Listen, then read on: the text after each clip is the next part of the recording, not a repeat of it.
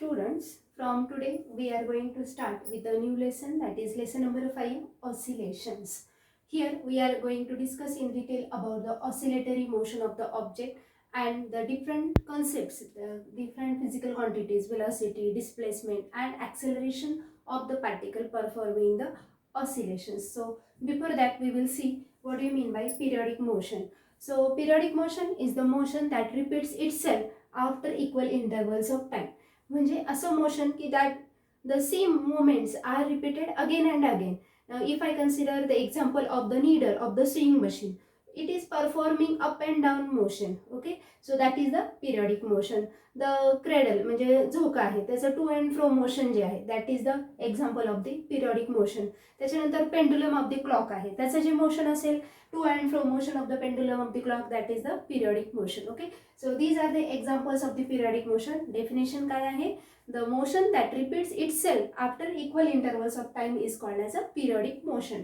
त्याच्यानंतर the equal interval of time आपण म्हटलं. Okay, that is the periodic time, the time taken by the particle to perform the same set of movements again and again that is called as a periodic time. म्हणजे समजा मी consider केलं की pendulum of the clock आहे. Okay, and it is performing to and fro motion, पुढे मागे असायचं motion चालू आहे. ओके, तर इथपासून सुरू होऊन परत मागे येऊन आणि परत त्याच्या मेन पोझिशनला येण्यासाठी जो सेम सेट ऑफ मुवमेंट्स, म्हणजे हा जो पेंडुलम असेल तो to and fro same set of movements perform करणार आहे.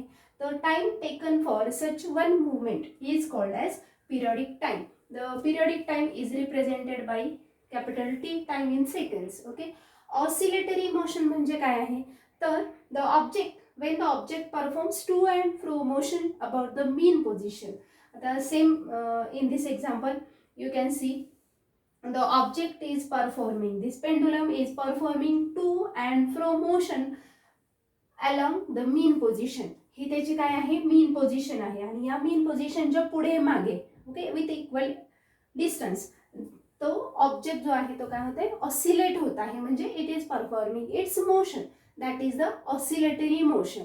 Okay, to and fro motion of the object along the mean position is called as oscillatory motion. आणि one oscillation कधी म्हणणार आपण? तर one such set of movements म्हणजे कोणता? one to and fro movements of the object along the mean position, that is one oscillation. Okay, next we have to see what do you mean by linear SHM. आता हे जे motion आहे आपण consider केलं तर if I consider this motion along a straight line, समजा हेच motion आपण एका स्ट्रेट लाईनच्या अलॉंग कन्सिडर केलं तर हे जे ए आणि बी आपण कन्सिडर करूया आणि ओ समजा त्यांचा मेन पोझिशन असेल. ओके, तो along this straight line the object is moving to and fro. म्हणजे आपला हा पेंडुलमचा जो बॉब आहे तो काय होतोय? बी पर्यंत जाणार एक्स्ट्रीम पोझिशनला, परत मेन पोझिशन, परत स्टार्टिंग पॉईंट, परत मेन पोझिशन, या पद्धतीने त्याचे काय होणार आहेत? मोशन्स होणार आहेत. ओके, तर it is a simple harmonic motion. It is a simple harmonic motion along a straight line that is a linear SHM.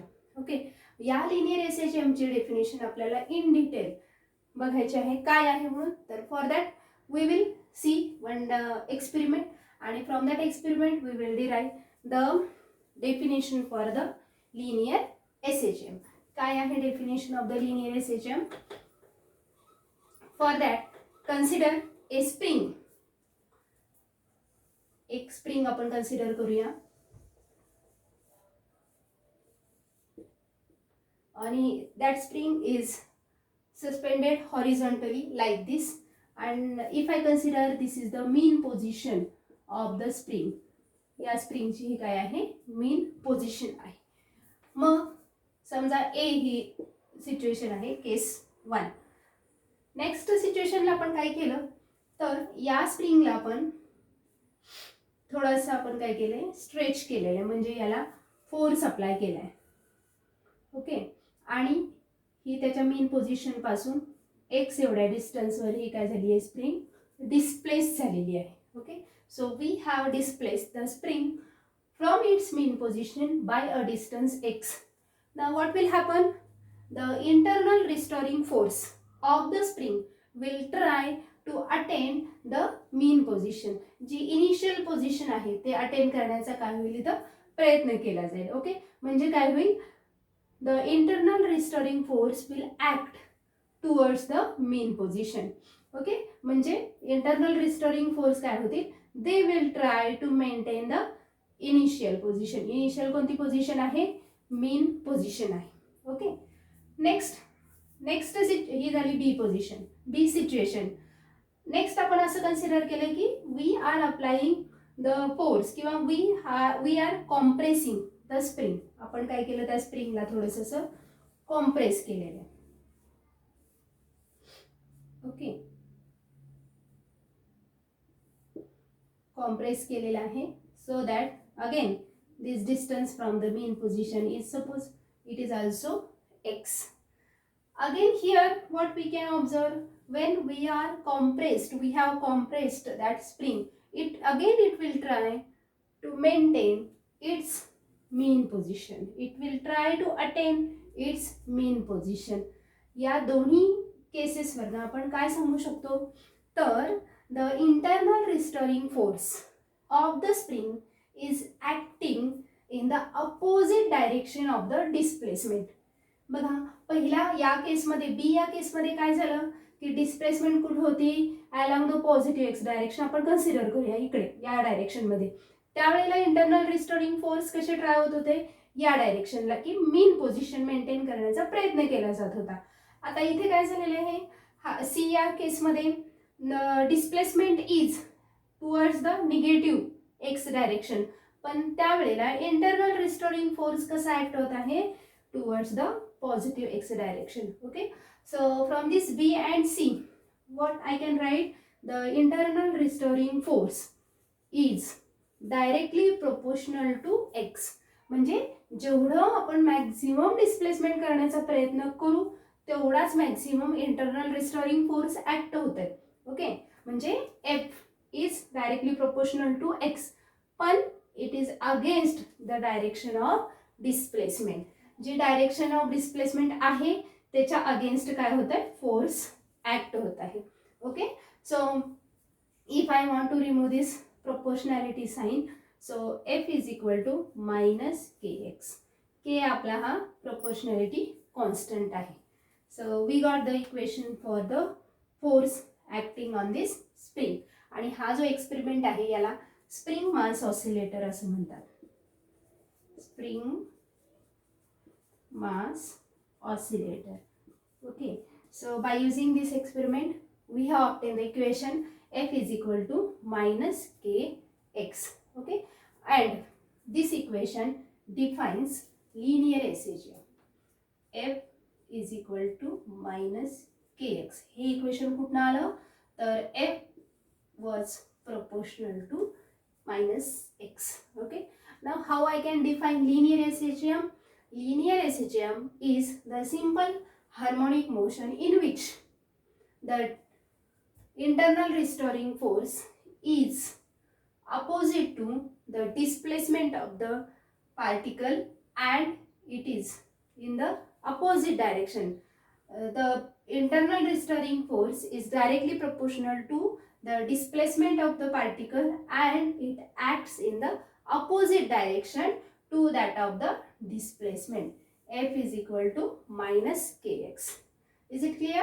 So F is equal to minus kx. तर आतापर्यंत आपण काय काय पाहिलं, introduction to the topic oscillations. या topic मध्ये आपण oscillations in detail शिकणार आहे, म्हणून आपण इंट्रोडक्शन मध्ये पाहिलं की what is periodic motion, the motion that repeats itself after equal intervals of time, that is called as periodic time, periodic motion. आणि पिरियडिक टाइम काय आहे, the time taken for the same set of movements. जर मी आता oscillations consider केलं किंवा vibration consider केलं तर time taken to complete one oscillation is called as periodic time, किंवा the time taken by the particle to complete one vibration is called as periodic time. मग oscillatory motion काय आहे, the to and fro motion of the object along the mean position, that is called as oscillatory motion किंवा त्यालाच oscillations असं आपण म्हणणार आहे. Next we have define the linear SHM. What is linear SHM?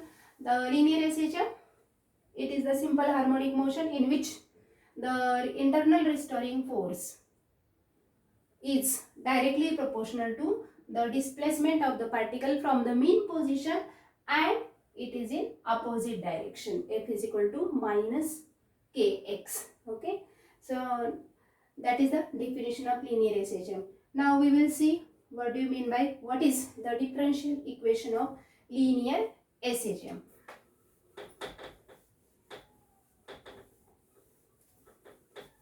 Differential equation of linear SHM. So by using the spring mass oscillator we obtain F is equal to minus kx. Equation number 1 suppose. Next, according to Newton's second law. According to Newton's second law. What is force? Force is equal to mass into acceleration. So suppose this is equation number 2. Okay. Now what is acceleration? How I can write this acceleration in terms of displacement? तर m d square x upon dt square. याला आपण equation number 2 म्हणूया. m d square x upon dt square कसं आलं ते? तर acceleration आहे rate of change of velocity आणि वेलोसिटी काय असते d ही अपॉन dt आहे की नाही rate of change of velocity आणि वेलोसिटी काय आहे rate of change of displacement with respect to time म्हणजेच ॲक्सेलरेशन काय आलं d square x upon dt square आणि ही व्हॅल्यू आपण इकडे ॲक्सेलरेशनची लिहिलेली आहे f is equal to m d square x upon dt square. So now equating these two equations काय करूया आपण हे दोन इक्वेशन्स एकत्र करूया म्हणजे आलं m d square x upon dt square is equal to minus kx. Clear.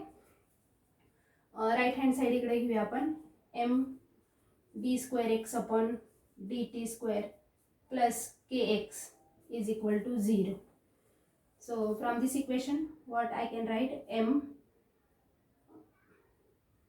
d square x upon dt square plus if we divide the whole term by m, so from here m will get cancelled, so k by m x is equal to 0. This is the one form of the differential equation of linear SHM. हेच equation आपण वेगळ्या form मध्ये असं लिहू शकतो d square x upon dt square plus omega square x is equal to 0. इथं omega square हा new term आपण इंट्रोड्यूस केली to replace this k by m म्हणजे के बाय एम म्हणजेच ओमेगा स्क्वेअर एक्स आहे and this is the differential equation of linear SHM. काय आहे d square x upon D T square plus omega square x is equal to 0. Is it clear? So how we have obtained the differential equation of linear SHM? While defining linear SHM, we got this equation from spring mass oscillator F is equal to minus kx मिळालं आपल्याला. नंतर according to Newton's ला काय असतं force म्हणजे तर force is equal to mass into acceleration आहे. पण या ॲक्सेलरेशनला आपण काय केलं एक्सच्या टर्ममध्ये आणायचे म्हणून D square x upon D T square लिहिलं. By equating these two equations 1 and 2 आपल्याला मिळाली ही term M D square x upon D T square is equal to minus kx. Okay, and by adjusting this term we got d square x upon dt square plus k by mx is equal to 0. नंतर last आपण काय केलं k by m च्या ऐवजी आपण omega square replace केला. So d square x upon dt square plus omega square x is equal to 0 and this is the differential equation of linear SHM. Exam मध्ये आपल्याला question for 2 marks विचारतात obtain the differential equation of linear SHM. त्यावेळेला आपल्याला हे सगळं लिहायचं derivation equation number 3 पर्यंत.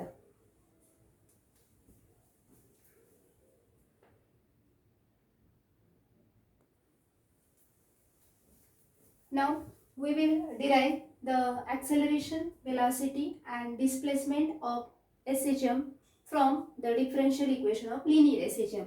So what is the differential equation of linear SHM? We will write that equation. Just now we have obtained that equation d square x plus dt square d square x upon dt square plus omega square x is equal to 0. So this is the differential equation of SHM. Now I have to find out the value of acceleration. So how I will address this equation? So d square x upon dt square is equal to minus omega square x. Okay, हेच equation आपण काय केलं, rearrange केलं फक्त. So d square x upon D T square is equal to minus omega square x. आणि हे d square x upon D T square x म्हणजे काय आहे, तर ॲक्सेलरेशन आहे, is equal to minus omega square x. This is the equation, this is the expression for the acceleration of the SHM. It is so easy to obtain the expression for acceleration from differential equation. Clear? काय आहे, differential equation of linear SHM आपल्याला माहिती आहे, आताच आपण derive केलं. D square x upon D T square plus omega square x is equal to 0 झालं. मग तेच इक्वेशन आपण फक्त रिअरेंज केलेले आणि इकडे काय झालं, acceleration is equal to minus omega square X ही व्हॅल्यू आपल्याला मिळाली ॲक्सेलरेशनची. Now we have to find out what is the expression for the velocity. Okay, by using this equation we will find out the equation for the velocity. हेच equation लिहूयात आपण. तर ॲक्सेलरेशनचं काय आहे equation, d square x upon D T square is equal to minus omega square x आहे. Okay, हे equation थोडं वेगळ्या पद्धतीनं रिअरेंज करू आपण आता. तर हे कसं होईल, D by D T D x upon D T आलं is equal to minus omega square X. असं काय ॲडजस्ट केलं, कारण आपल्याला व्हेलॉसिटीसाठी एक्सप्रेशन फाइंड आउट करायचं. तर आता इथे ब्रॅकेटमध्ये दिसते D x upon D T ही व्हेलॉसिटी आहे. ओके, पण या इक्वेशनला आपण अजून एकदा असं ॲडजस्ट करूया. डी एक्स अपॉन डी टीच्या ऐवजी आपण काय करूया, D V upon D T is equal to, याला मी D V upon D T sorry D X आणि D x upon D T या पद्धतीने, म्हणजे डी एक्सने आपण त्याला काय केलं, मल्टिप्लाय केलेलं. आणि हेच इक्वेशन आपण काय करू, इकडे यूज करूया. कसं येईल ते, डी बाय हे D V upon D T होतं की नाही, मायनस ओमेगा स्क्वेअर एक्स आहे. तर डी व्ही बाय डी टीच्या ऐवजी आपण हे लिहूया. So d V upon d x into d x by D T is equal to minus omega square x आलं.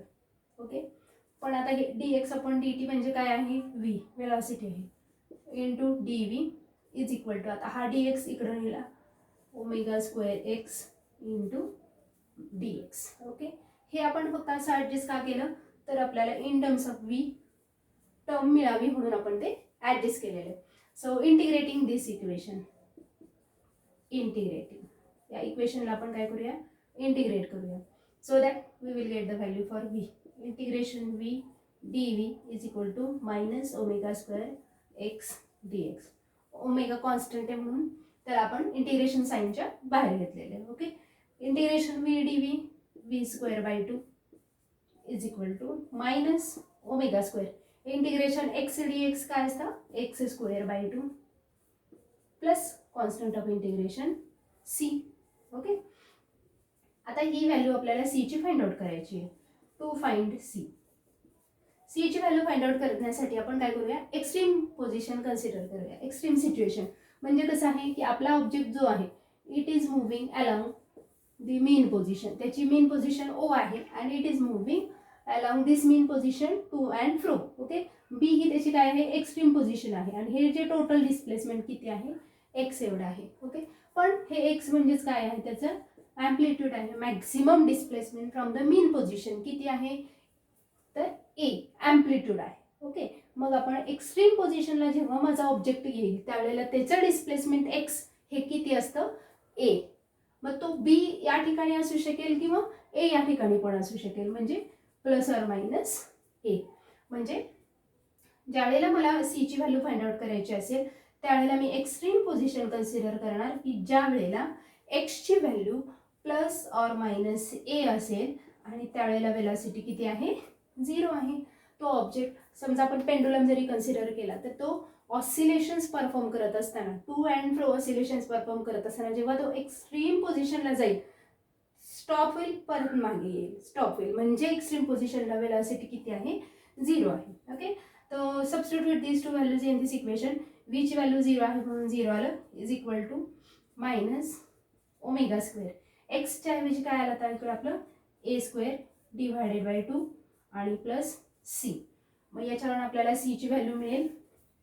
So C is equal to, C ची value काय मिळाली आपल्याला minus omega square a square जे होतं ते काय होईल इकडं प्लस होईल. So omega square a square divided by 2. So C is equal to omega square a square divided by 2. ही सीची व्हॅल्यू आपण आता या इक्वेशनमध्ये आपल्या रिप्लेस करूया. सो आपलं इक्वेशन काय आलं v square by 2 is equal to minus omega square x square divided by 2 plus सीची व्हॅल्यू आपल्याला मिळालेली omega square a square divided by 2. Multiply each term by 2 so that 2 will get cancelled. So v square is equal to omega square a square minus omega square x square. Readjust केलं ते. So v ची value find out करायची आपल्याला, म्हणून v is equal to काय होणार omega square समजा मी common जरी काढलं तरी omega v square is equal to omega square घेऊया ब्रॅकेटमध्ये A square minus x square. Okay, आणि मग v ची व्हॅल्यू आपल्याला मिळेल v is equal to plus or minus omega under root A square minus x square. This is the expression for the velocity of the object performing linear SHM. V is equal to plus or minus omega under root a square minus x square. या पद्धतीने. Is it clear? कसं find out केलं आपण acceleration find out केलं. ॲक्सेलरेशनच्या फॉर्म्युलामध्ये dv upon dt म्हणजे acceleration आहे. त्याच टर्मला आपण काय केलं multiply and divide by dx केलं का तर आपल्याला ती टर्म v मध्ये मिळवायची होती, म्हणून v dv is equal to minus omega square x d x equation मिळालं. त्याला इंटिग्रेशन केलं आणि तिथं सी मिळालं आपल्याला constant of integration. To find the value of C we have consider the extreme position. Extreme पोझिशनला एक्स म्हणजे displacement of the object म्हणजे काय आहे तर ॲम्प्लिट्यूड एवढं असतं. मग तो पॉझिटिव्ह एक्स्ट्रीमिटीला असेल किंवा निगेटिव्ह म्हणून plus or minus A. Okay, so सीची व्हॅल्यू मिळाली आपल्याला omega square a square divided by 2. ती व्हॅल्यू आपण या इक्वेशनमध्ये रिप्लेस केली and we got the expression for the velocity v is equal to plus or minus omega under root a square minus x square. Clear? Velocity of the object performing linear SHM.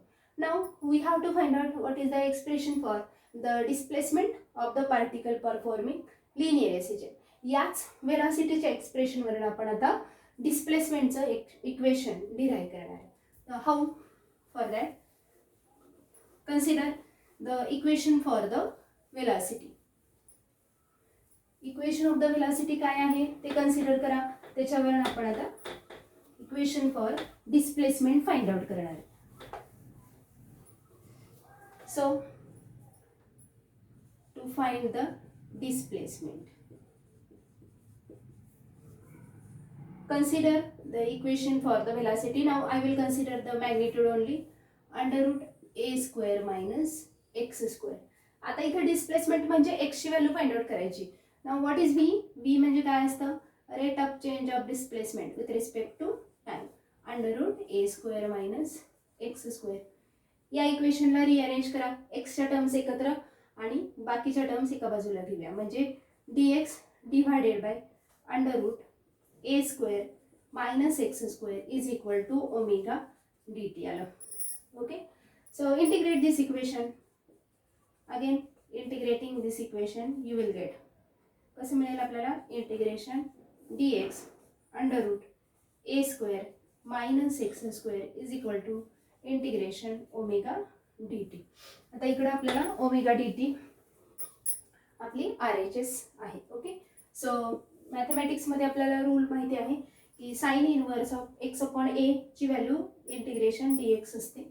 म्हणजे हा formula आहे आपल्याला मॅथ्समध्ये. Okay, तर sine inverse x upon A is equal to आता omega constant आहे outside the integration. Integration 1 d t राहणार इकडे, त्याची व्हॅल्यू असते टी आणि प्लस कॉन्स्टंट ऑफ इंटिग्रेशन इकडे आपण अल्फा घेणार आहे. Alpha, so alpha represents the initial phase of the particle performing the linear SHM. या अल्फाला आपण इपोच असंही म्हणणार आहोत.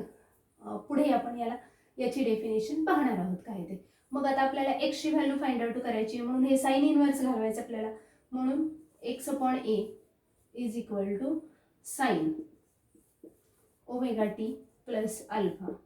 मग एक्सची व्हॅल्यू काय मिळाली आपल्याला, A sine omega T plus alpha. And this is the equation for the displacement of the particle performing linear SHM. कसं डिराईव्ह केलं आपण, तर आत्ताच आपण वेलॉसिटीचं इक्वेशन डिराईव्ह केलं होतं, v is equal to omega under root A square minus x square.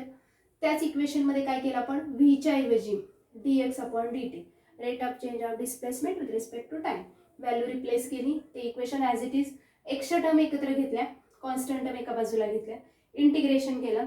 इंटिग्रेशनने आपल्याला कळलं की ही जी व्हॅल्यू आहे L H S integration D X under root ए स्क्वेअर मायनस एक्स स्क्वेअर हा आपला मॅथ्समधला जेव्हा इंटिग्रेशन शिकाल तुम्ही तिथं तुम्हाला आला असेल, हा फॉर्म्युला शिकला असताल तुम्ही.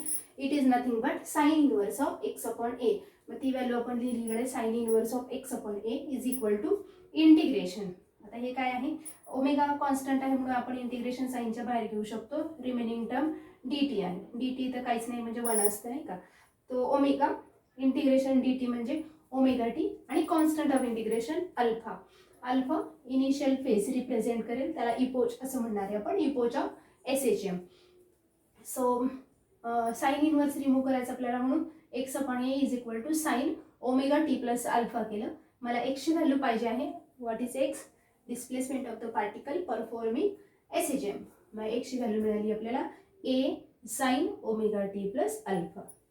Thus, we can derive the expression for acceleration, velocity and displacement of SHM by using the differential equation of the linear SHM. तर ते तिन्ही इक्वेशन्स आपण लिहूया. कोणते इक्वेशन्स आपण आता डिराईव्ह केले, तर equation for the velocity, acceleration and displacement. पहिले आपण लिहूया ॲक्सेलरेशनचं इक्वेशन काय होतं, मायनस ओमेगा स्क्वेअर एक्स. वेलॉसिटीचं इक्वेशन काय मिळालं आपल्याला, velocity V is equal to plus or minus omega under root A square minus x square. आणि डिस्प्लेसमेंट एक्सचं काय मिळालं आपल्याला, A sine omega T plus alpha. Now these three are very important equations for us.